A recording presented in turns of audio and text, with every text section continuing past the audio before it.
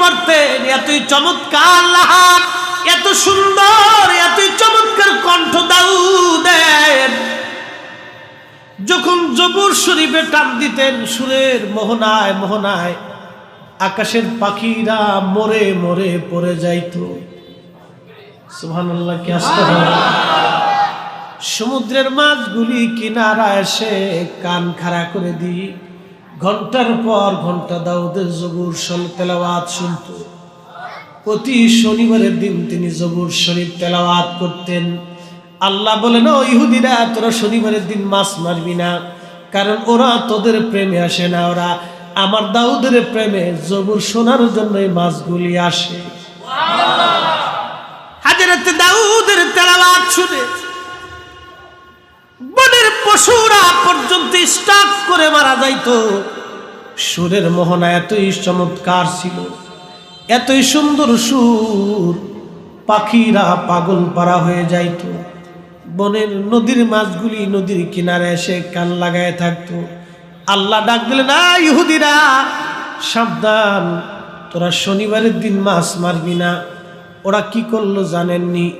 ওরা পুরা সমুদ্রের পাশ এলাকা ঘিরে ফেললো।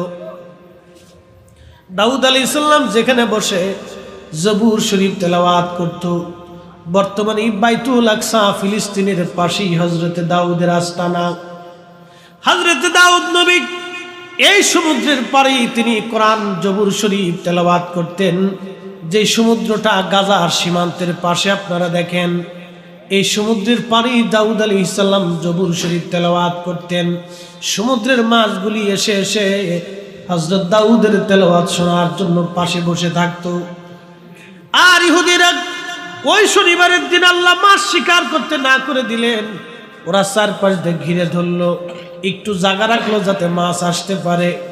ওই জায়গার ভিতরে দিয়ে ফাঁকার মধ্য দিয়ে মাছ এসে হযরত দাউদের তেলাওয়াত শুনতো। আর ইহুদিরা রবিবারের দিন আইসা ওই মাছগুলি তারা মারত। আল্লাহর পয়গম্বর দাউদ নবী ডাক দিয়ে বললেন, এই ইহুদিরা, এই শনিবারের দিন তোমরা মাছ মারবা না। ইহুদিরা কয়, আমরা শনিবারে তো মাছ মারি না, আমরা রবিবারের দিন মাছ মারি। কত বড় সিটার চিন্তা করতে পারছে ও জাতি, আগে থেকে সিটার।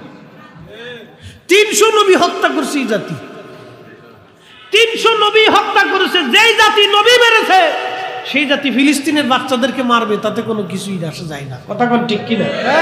ওরা আগে থেকে নিকৃষ্ট। খুব মনোযোগ দেন।